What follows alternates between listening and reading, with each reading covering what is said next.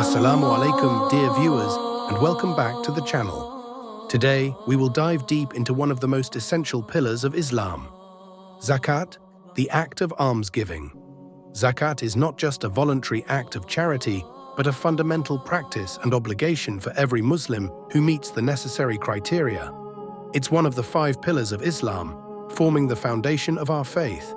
In this video, we'll explore the significance of zakat, its role in Muslim society, and how it helps build a stronger, more just community.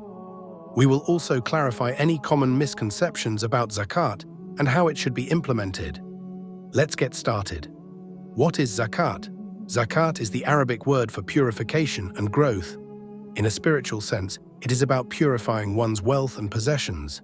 And in a social sense, it helps promote justice and equality within the community. Zakat is a mandatory form of charity, typically calculated as 2.5% of a Muslim's accumulated wealth, which includes savings, investments, and business income. Zakat is not just about giving money, it's about fulfilling a responsibility to those who are less fortunate and ensuring that wealth circulates within society, reducing inequality. This principle is deeply rooted in the teachings of the Quran and the Sunnah of Prophet Muhammad, peace be upon him. The importance of zakat in Islam. Zakat is an obligation that every Muslim must fulfill, and it is one of the 5 pillars of Islam. These pillars are the foundation of a Muslim's faith and practice, and zakat plays a vital role in the social and economic fabric of the Muslim community. Allah commands us to give zakat in the Quran. In Surah Al-Baqarah 2:177, "It is not righteousness that you turn your faces toward the east or the west, but righteousness is in one who believes in Allah, the last day, the angels, the book, and the prophets, and gives his wealth, despite his love for it, to relatives, orphans, the needy, the traveler, those who ask for help, and to free those in need." From this, we can understand that zakat is not just about helping the poor. It's also a way of recognizing that everything we own belongs to Allah, and that we have a responsibility to share our wealth with those in need. Zakat also encourages a sense of social justice by ensuring that no one is left behind in society, and it aims to alleviate poverty, reduce inequality, and promote solidarity. The Quranic and prophetic foundations of zakat. The concept of zakat is not only emphasized in the Quran, but also in the teachings of Prophet Muhammad, peace be upon him. Let's take a closer look at some key Quranic verses and hadiths that highlight the importance of almsgiving. In Surah At-Tawbah 9:60, Allah outlines the categories of people who are eligible to receive zakat. Zakat expenditures are only for the poor and for the needy, and for those employed to collect zakat, and for bringing hearts together, for Islam, and for freeing captives, and for those in debt, and for the cause of Allah, and for the stranded traveler. This verse is a clear reminder that zakat is not only meant for the poor, but also for other categories of people, such as those who are in debt, travelers, and those involved in the propagation of Islam. Prophet Muhammad, peace be upon him, said, "The example of the one who spends his wealth for the sake of Allah is like a seed of grain that sprouts 7 ears. In each ear, there are 100 grains." Sahih Bukhari. This illustrates the enormous reward of giving zakat and the spiritual and material benefits it brings not only to the receiver, but also to the giver. How to calculate zakat. Now, let's talk about how zakat is calculated. The amount of zakat you are required to pay is based on a certain percentage of your wealth. The standard rate is 2.5% of your savings and investments that have been in your possession for 1 lunar year.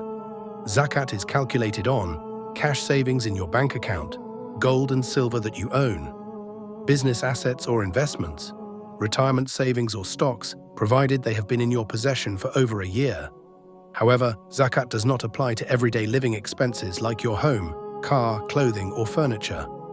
It's important to calculate your wealth carefully, and you may need to consult a scholar or use online zakat calculators to determine the exact amount you need to give. Who is eligible to receive zakat? One of the key aspects of zakat is that it is meant to be given to those in need, but there are specific categories of people who are eligible to receive it.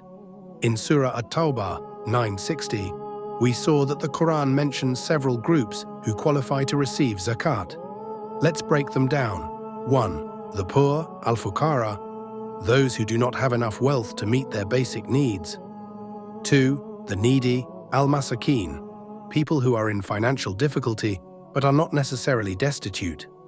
3rd, zakat collectors, people who are appointed to collect and distribute zakat. 3rd, zakat collectors, people who are appointed to collect and distribute zakat. 4. Those in debt, al-gharimin, individuals who have incurred debts that they are unable to repay. 5. In the cause of Allah, fi sabilillah. This includes those who are working for the propagation of Islam and defending the Muslim community. 6. Travelers, ibn as-sabil, those who are stranded or facing difficulty while traveling. It is essential to ensure that the zakat goes to the right people and helps alleviate the suffering of those who truly need it. Zakat and its role in Muslim society. Zakat plays a vital role in creating a balanced and just society. Let's explore how. 1. Social welfare. Zakat helps reduce poverty by redistributing wealth to those in need. It acts as a social safety net for the less fortunate and helps meet their basic needs. 2. Community solidarity. Zakat fosters a sense of unity and compassion in society. It reminds the wealthy of their moral responsibility to share their wealth and helps those in need feel supported by the community. 3. Economic redistribution. Zakat helps reduce economic disparity. It prevents wealth from being hoarded by a few and ensures that it circulates more equitably within the community. This promotes economic justice. 4. Spiritual development. Giving zakat purifies the heart from greed and selfishness. It teaches Muslims to detach from materialism and develop a stronger connection to Allah. By giving to others, Muslims acknowledge that everything they have is a blessing from Allah. 5. Encouraging generosity. When zakat is given regularly, it encourages a culture of charity and generosity. Muslims are encouraged not only to fulfill their zakat obligation, but also to give additional voluntary charity, sadaqah, which increases the overall welfare of the society. Common misconceptions about zakat. Let's clear up some common misconceptions about zakat. 1. Zakat is the same as sadaqah. While both are forms of charity, zakat is an obligatory form of almsgiving that must be given once a year, while sadaqah is voluntary and can be given at any time. 2. Zakat is only for the poor. Although zakat is primarily for the poor, it can also be given to other categories, such as those in debt, travelers, or even to support causes that align with Islam, such as education and spreading knowledge. 3. I don't need to give zakat if I'm in debt. If you have outstanding debts, zakat is still obligatory, but you may be able to adjust the amount you owe based on your current financial situation. Always seek guidance from an Islamic scholar for your specific case.